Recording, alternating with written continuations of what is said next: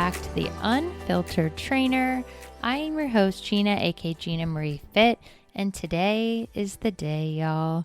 It is official launch day. It is December 5th, 2023. This has been a long time coming, and I feel so grateful for those of you that have already been listening in, who have subscribed, who have left 5-star reviews.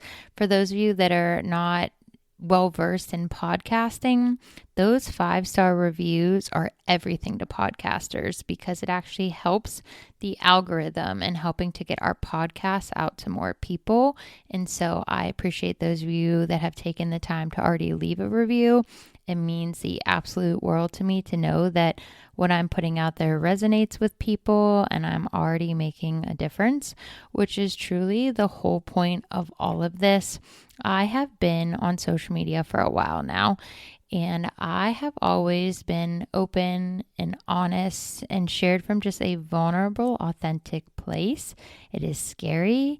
There comes a lot of judgment from it. I have had people make comments about things I've posted, which we're going to talk about today. It is not easy. So I just wanted to take a second and recognize you. You're listening to this, which is making this possible, and I cannot wait to share with you the plans I have for this podcast in 2024. So without further ado, let's do this. Today, it's titled Mean Girls. ... It's not just a movie.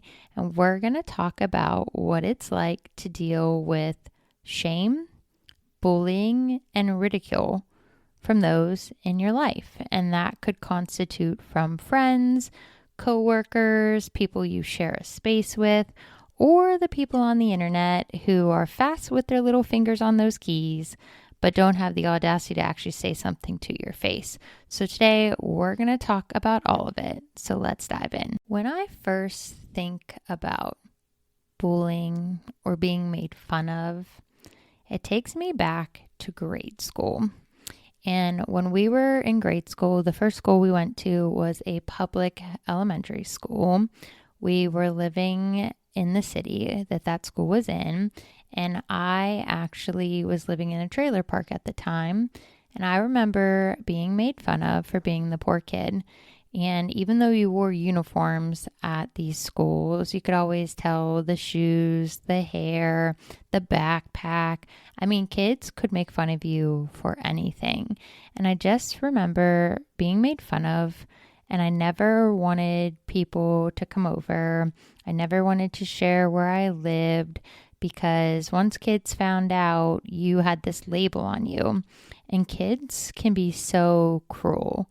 And I just remember just feeling like brokenhearted, and that was like my first really opening to the judgment of others and just how detrimental people's opinions could be about you, and how quickly, if you allow it, others could define who you would become. So going to that school, there was a lot that was going on at that time in my life. It was the end of the few moments we did have with my biological mother. There are some things that had happened to me during that time because of her that involved the school. And I'll probably share about it in another episode down the line here as we get more comfortable with each other. But it was a very public situation, and being in a private school, everybody knows your business.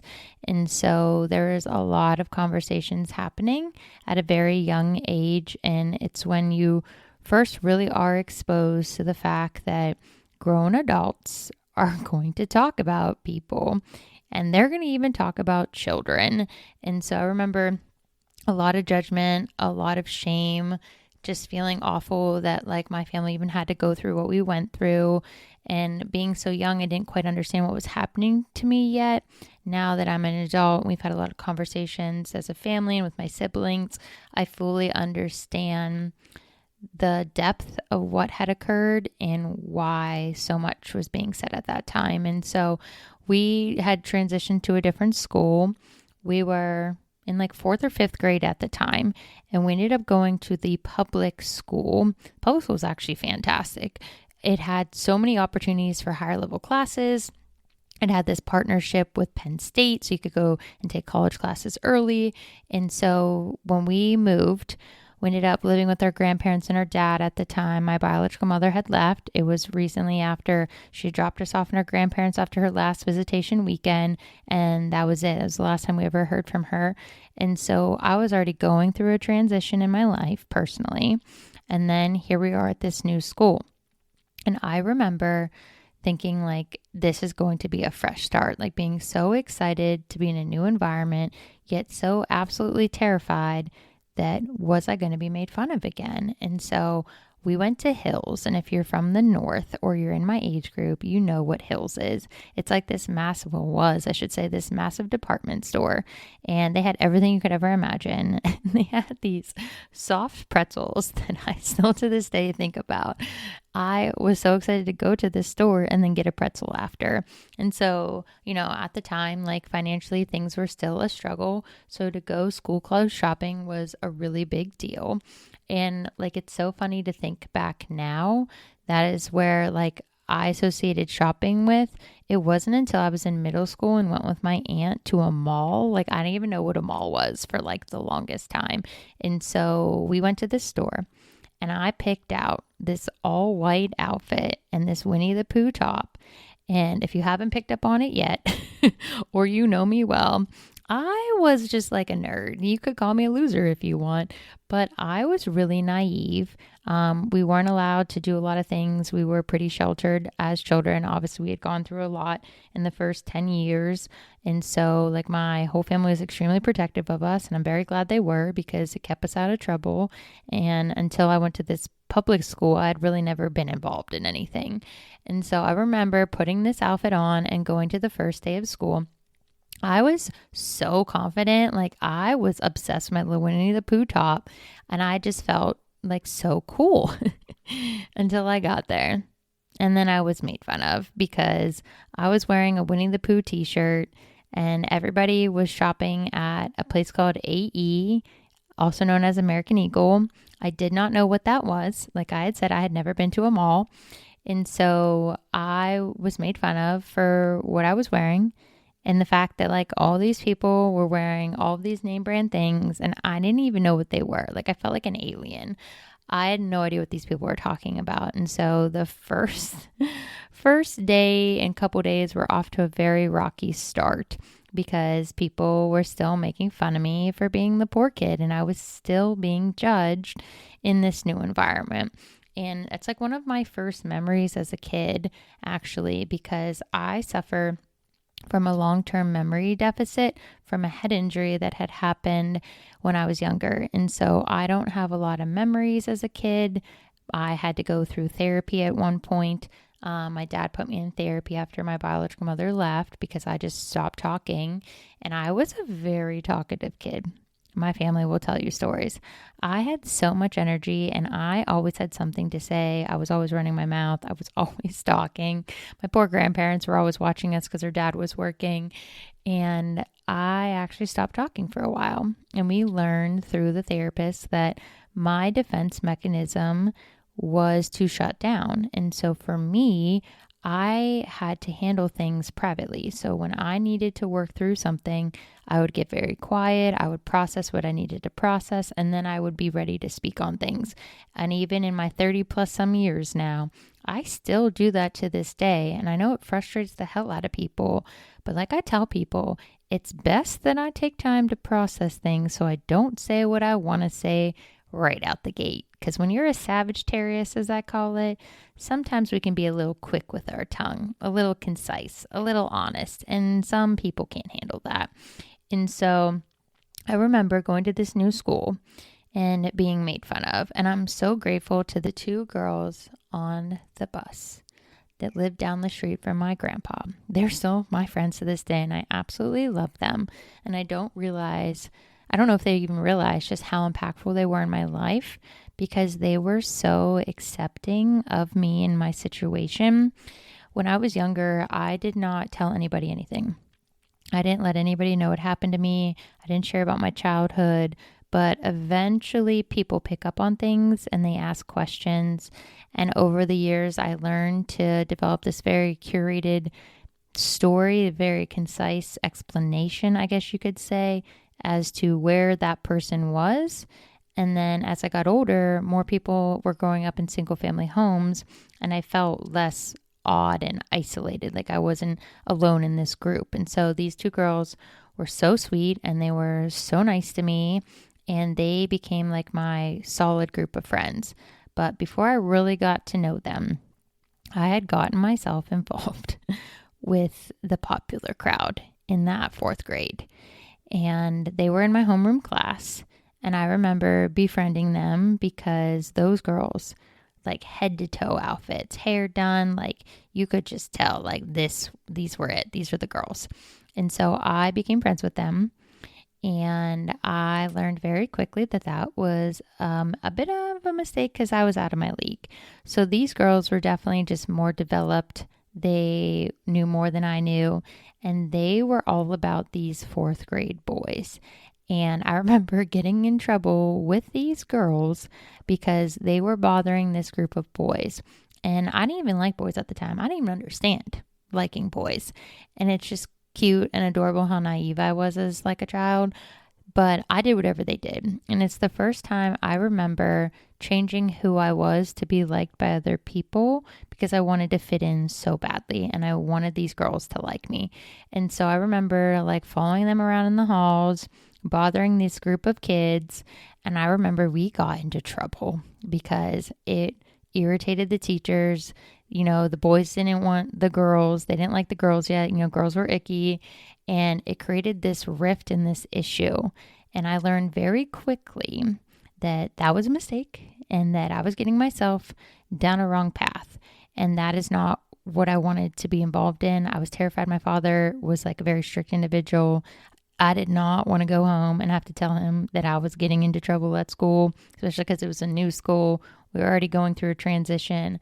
And so I remember acting and pretending and doing all these things because I wanted to be liked by these girls who had initially made fun of me for my clothes. And it's just sad when you think about kids and how vulnerable they are to those that are in their lives and who they are associated with, and how important having the name brand items and doing certain school activities, or now like kids and cell phones.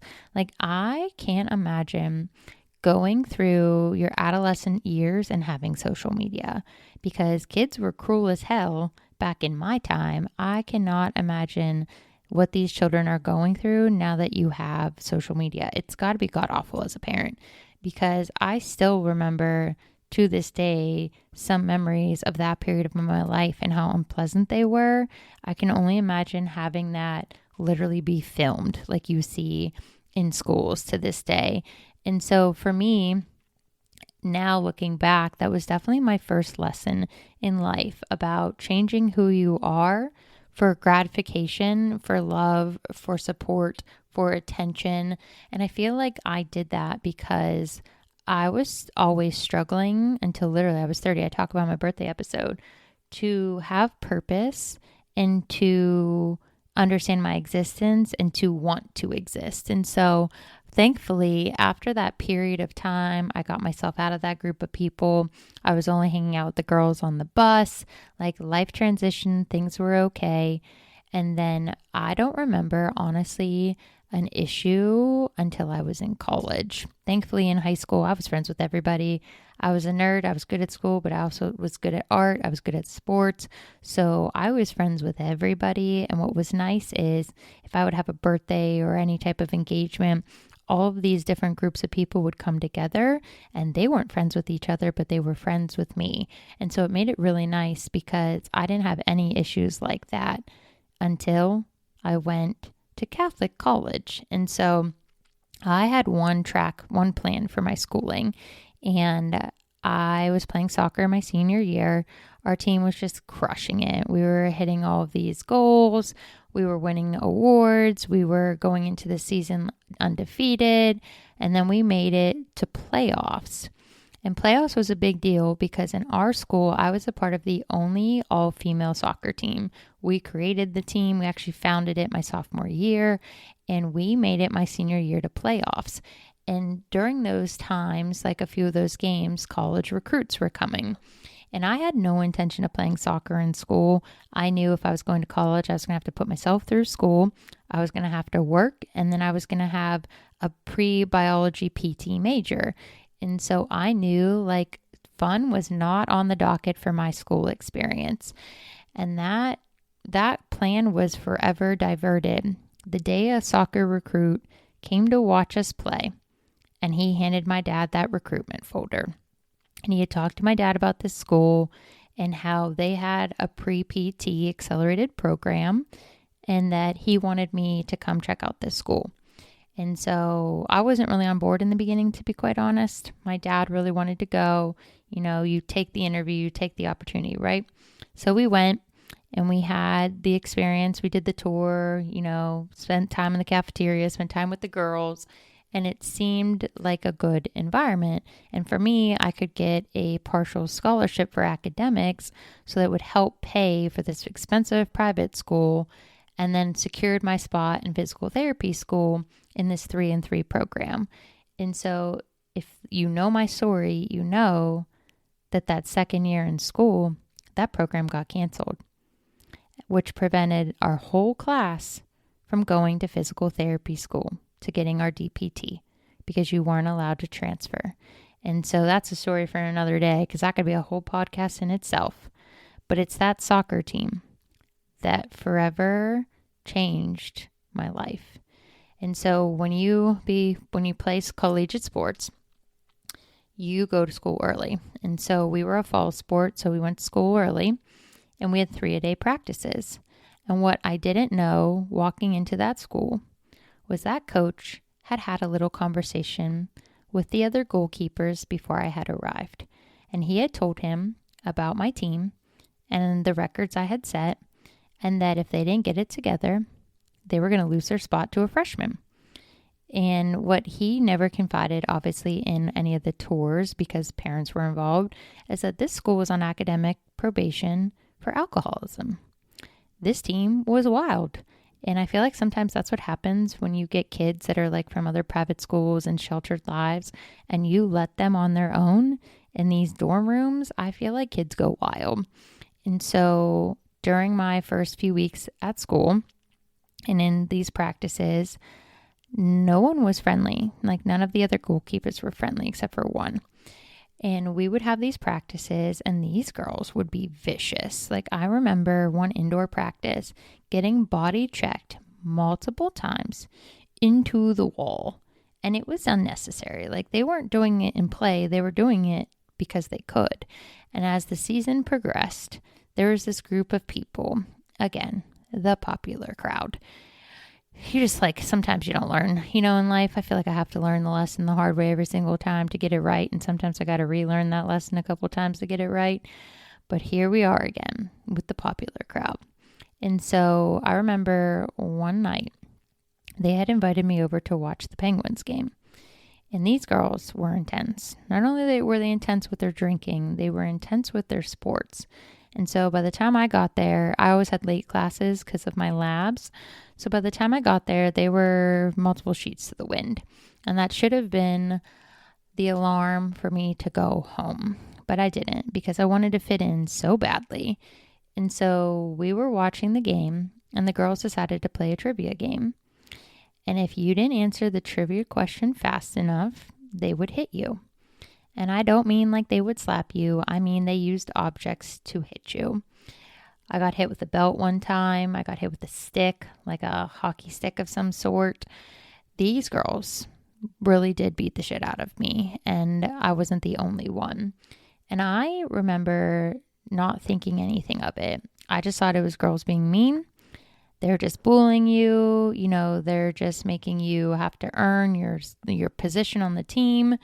And I never really quite understood what had happened to me, because this scenario happened so many times until I finally told somebody why I stopped playing soccer. So these incidents escalated to the field. And when I would get put into games, I would get threatened. And I would be told all of the time, even at practice, if you show us up, there will be consequences. And so I would get in that goal, and they would just stare me down. I was so terrified that I played horribly. And obviously I would just get taken out. I was shaking in that goal because I knew if I played to my potential, I was going to get hurt. Not by the other opponents, but by my own team. And that escalated my sophomore year. Things got really bad that second year, and to the point that I couldn't trust my team to protect me because I was the goalie. I was the last line of defense, and your team, your defense is supposed to help protect you. You're supposed to be a unit. And it got to the point where my safety was on the line and they were not going to protect me. And that spring, when my program got closed, that was my opportunity to get the hell out of there. And I did. I left and I never turned back. And I actually have never been able to play soccer to this day because those moments and flashbacks of those incidents haunt me to this day, because I wish I was strong enough to get up and walk out. But I also had not really dealt with the physical abuse I endured from my biological mother as a child. And so part of that was normal for me. And now looking back on it, I understand why I chose to stay and why I didn't get up and leave, and why sometimes we accept less than we deserve because we lack our own self-worth and value. And so for me, that was a turning point. I just remember thinking, I never want to interact with people like that, and I never want to be that kind of person. And so I transferred, went to a different school, finished out my bachelor's, then went to Penn State, did the PTA program. I never got to go to PT school. We were never allowed to transfer. That was ended up being like a fine print rule that schools didn't take transfer PT students. And so unfortunately, it cost me everything by going to that school and them closing the program. And so thankfully, I focused on my studies. I was working full time. I always had 2 jobs during the semester and a third in the summer. And I was paving my way to get my degrees and to move on with my life. And I thankfully never dealt with drama, bullies, or mean girls until I moved to Tampa, Florida. And honestly, I have to laugh about it because I'd been coming to Tampa for years. We had been visiting our friends that had moved here. I had always been coming to Florida.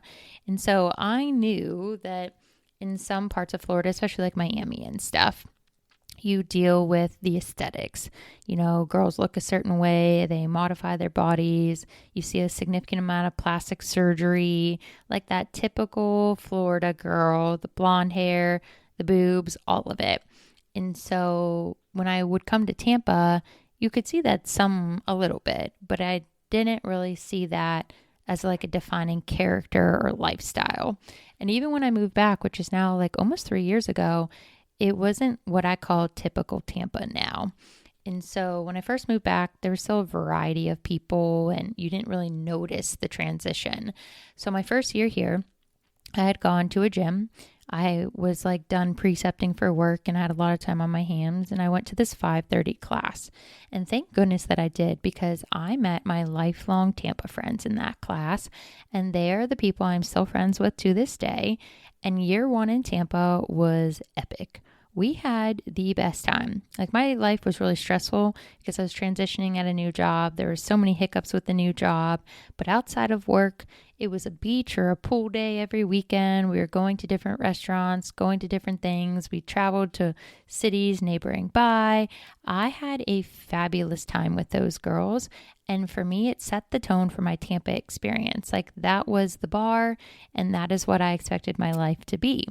And then year 2, some of those girls had moved, job changes, relationship changes. The dynamic had shifted. They're still wonderful. I just saw them this weekend for my birthday, but they weren't here and they didn't have the availability that they did have. And so I was just naturally expanding my friend groups, meeting different people. I'd gotten into volunteering, going to several other gyms in the area, just kind of expanding, trying to grow as a person.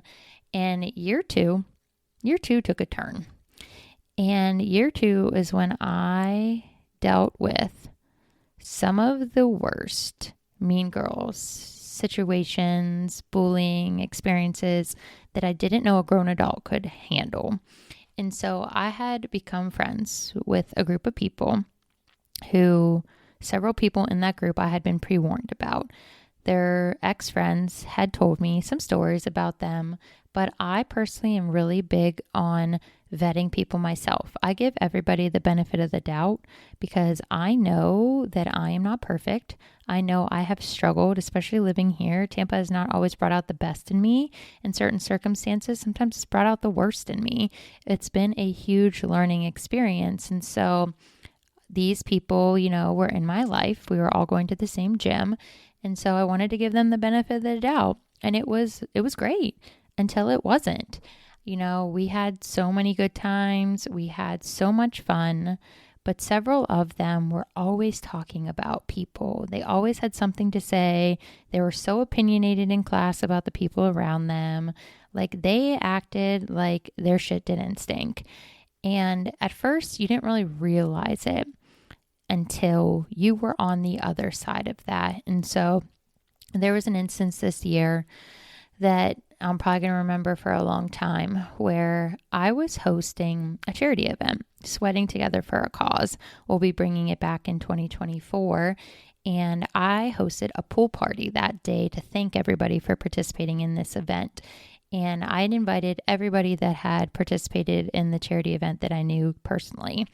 And we had a fantastic time. That party was lit. Like it was so much fun. And there were people at that party who actually weren't friends at the gym, who had talked about each other and who had disliked each other, who finally started to come together.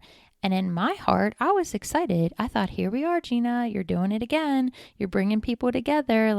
I was proud to see those groups of people start to merge. I did not realize that would be my demise. So that party, everything went well, so I thought.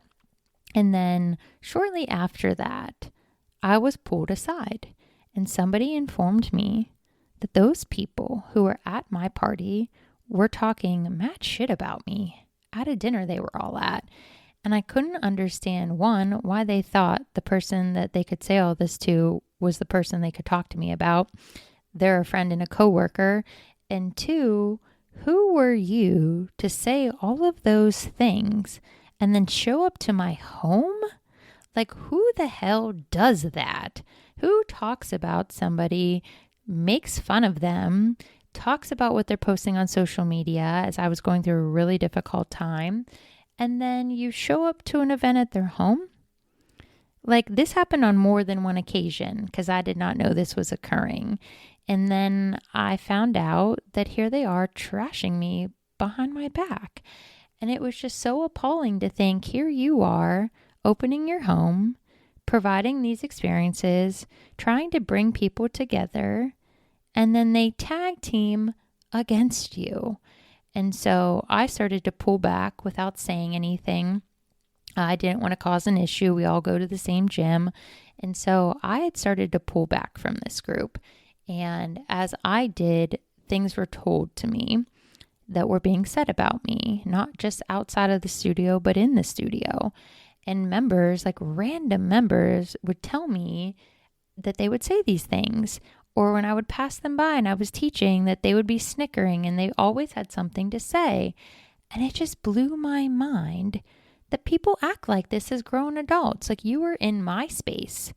You're coming to my class. You're interacting with me by choice. And you think it's acceptable to tear me down. And it happened so many times that it really created a resentment for me. It had aided towards why I was struggling so much with my anxiety and my depression, because I felt like I had a target on my back there. I didn't feel safe there. I didn't feel welcome there anymore, and no longer felt like home.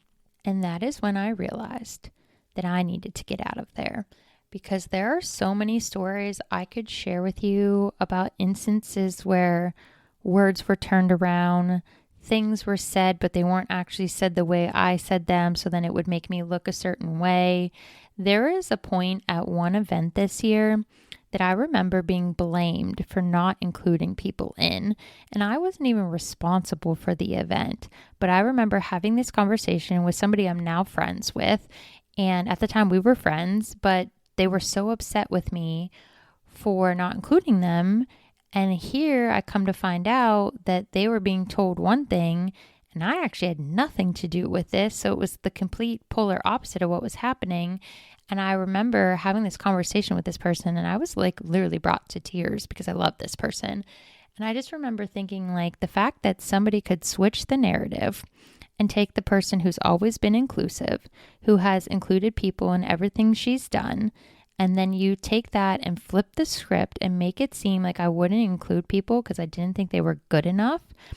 It hurt my soul so much.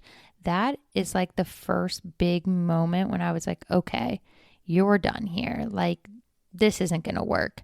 But you don't want to quit. You don't want to give in. So I kept going.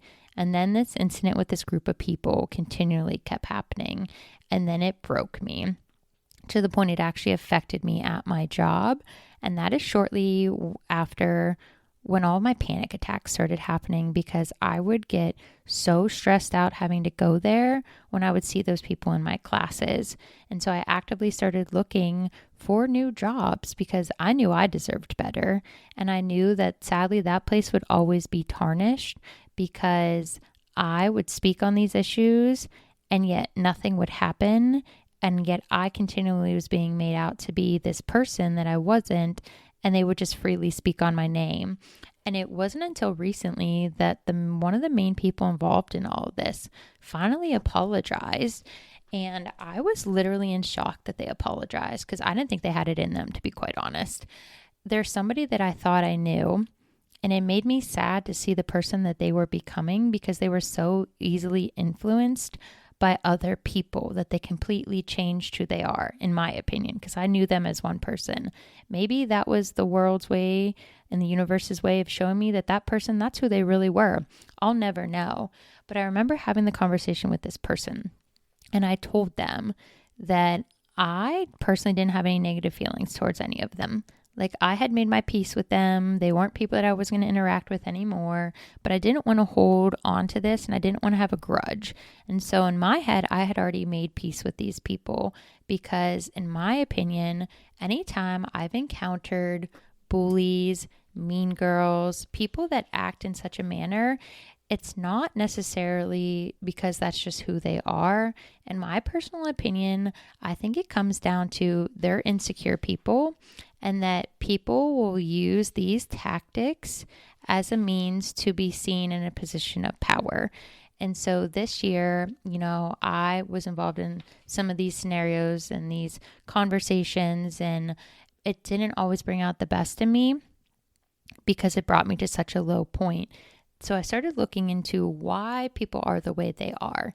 And I learned about this thing called relational aggression. And it's something you're going to see in a lot of my podcasts. There's always going to be a means to a lesson, a takeaway, something that you can utilize in your own life and utilize it in your own narratives. And so I didn't want to go into a new job, a new environment, taking this nonsense with me. I wanted to heal from all of it. I wanted to better myself and I wanted to move forward stronger than I've ever been. And so I've been reading up on this concept, and this is where we're going to shift this podcast and take it from this nonsense drama into how we can utilize these stories, these tips to help you help yourself.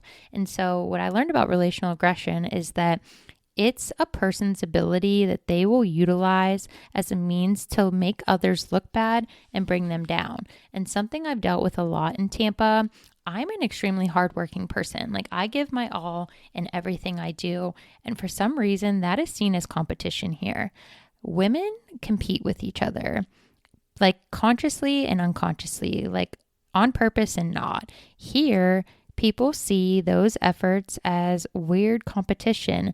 And instead of banding together and working together, it's like people will cut you down and talk about you and make you look to be like something you are not, so that they can somehow elevate themselves, thinking that that's going to better their situation. And so types of relational aggression that I've experienced and that you might have experienced are rude comments on the internet. I've dealt with that so much this year. People talking about the things I'm posting on social media. And it's always so shocking to me that people judge other people who come from a vulnerable, open, honest place. I think people really forget that when I'm sharing my truth on social media, my social media following is part of my family. I don't have parents to go to. I don't have parents to ask questions. I don't have anybody to ask advice from. I ask advice from my family members, my friends, and social media. And so I've dealt with that a lot this year, and it's always shocking to me. It's always the people doing the least that have the most to say. And that's why the second type of relational aggression is gossiping. Another form is harassment, intimidation, and ostracizing people, which is what happened to me at that event. The fact that people will try to turn an entire group of people against you, like, just blows my mind that people will participate in actions and events and consciously do things like this. And so what I learned from all of this is when you have to know when it's time to sever ties. And so how can you deal with this? Like, what do you do to project confidence and somehow come out on the other side? And so there are 4 things I highly encourage that you do that I have consciously done to heal from this, and also to make myself somebody that people want to be around, and ensure that I don't lower my standards ever again. The first thing is recognizing what you can control. So we can't control what people say or do, but we can control our response. And sometimes there's a need for a response, and other times the best response is no response. The second thing is to know when to stand up for yourself. There have been times when people have said, oh, this person said this about you, and then you find out last. Like, I have found out last numerous times when people have told other people something somebody said about me. They've gone and told all of the people in my circle around me, and then for some reason told me last. And I've never understood why. If you hear something being said about somebody that's supposed to be your friend, why don't you just go tell that person right away? Why do you feel the need to tell everybody else around that person and bring them farther down and make them look bad because you don't know if there's even validity in the story that you're sharing? It's this big game of telephone here in Tampa, and it's just so petty. No one needs that. So you have to know when it's important, like when in the circumstances you should defend yourself in a respectful manner. And sometimes you just need to set clear boundaries in a powerful way. And setting boundaries is a skill. And we will do a whole episode about it, I promise, because I know it's really hard for people. But sometimes I had to this year take what was said about me and go to that person and handle it. And it's always interesting to me when people relay something that's said about you, but then they don't want you to tell that person you know. No. If you bring it to me and it's somebody I care about, I'm going to handle my business and get the situation handled. The third thing is to be a boss. It sounds so cliche, but it's the freaking truth. Don't let people derail your success. There is no better way. And I don't like to say revenge, because like, you don't care about these people. If they're this petty and dramatic, these aren't people we need to care about. These aren't people we need to worry about. The best thing you can do is keep it moving in life, continue to be successful, continue striving for your goals, continue putting out high valuable content, being a quality person. That is the best type of growth that you can do. And lastly, and it's something I recently have started to do, remove yourself, disengage. I can't tell you how much more at peace I am, how much happier I am. I don't think you could put into words how different my life has been since I have removed myself from these people in these toxic situations. Like, since I've done this, I've gotten so many more job opportunities, offers, partnerships. My quality of life has significantly elevated since I have removed myself. And it just goes to show you, towards the end of my time at a recent place I was working, my last couple weeks there was a group of people who were literally celebrating my demise, like celebrating my time ending there. And they had the audacity to pull people aside and talk about me. And it was just mind-blowing to me that you are grown adults with jobs and responsibilities, and here you are spending all of your time talking about me. And all you did was fuel me to elevate my quality of life and helped me to realize that I was playing small. And when you surround yourself with small, petty people, that's who you become. And since all of this, now I'm playing big. And I am so excited to share everything I'm going to do in 2024. The sky is literally the freaking limit And I'm so excited to embrace that. So, the last thing, and your takeaway for today, is that if you are presented in a rumor-filled conversation, I want you to be that person who changes the narrative and stops it in its tracks. If you're sitting there and the people you're surrounded with are talking about somebody and it's not warranted and it's ugly, speak up. Stop the conversation and tell them if this is how you feel or you have an issue, then handle it with that person. We are the sum of those we surround ourselves with. And if we continue to entertain these types of conversations, that is saying everything we need to know about who we are becoming and nothing about the person you are discussing or talking about. So today, if you find yourself in those scenarios or days moving forward, I want you to remember this episode, and I want you to remember that Mean Girls, it's not just a movie. It's a movie because it's real. Don't be those people who spend their time talking about others, especially not the people that are putting themselves out there and trying to better their communities. Y'all, that is the end of this heated, intense at times episode. I hope you found it helpful. Hope you realize you're not alone. And I hope this helps you, if you're faced in a difficult scenario, to be the bigger person and to stop the conversation from continuing. All right, y'all, don't forget my launch day giveaway. The post is on Instagram at the Unfiltered Trainer.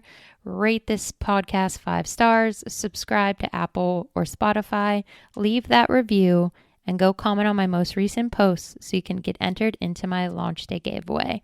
I'm so excited to move forward with this podcast, to share with you what I have planned, and to go into 2024 being the best version of ourselves. All right, y'all, stay tuned, and I'll chat with you soon.